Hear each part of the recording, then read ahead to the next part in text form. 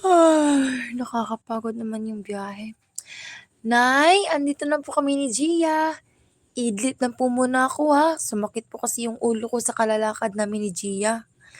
May magandang balita po pala yan si Gia sa inyo, Nay. O, talaga anak? O sige, umakyat ka na dun at magpahinga ka na. Nay! Tay! With honors po ako! Sabi po ni teacher, kailangan niyong pumunta sa school kasi sasabitan niyo po ako ng medalya. Ano ba, Gia?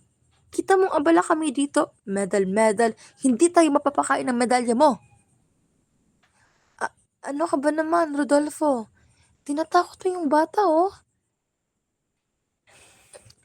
Pagpasensyahan mo na ang tatay, ha? Alam mo naman na ganyan yan pag nalalasing. Ate Gia, Nay, nakakatakot na po si tatay kapag nalalasing siya. Shh, huwag kang matakot anak, nandito naman si nanay eh. Tama bunso, pagpasensyahan na lang natin si tatay. Hindi ka naman namin pababayaan eh. Ang mahalaga, may medal si ate. Yay! May medal si ate!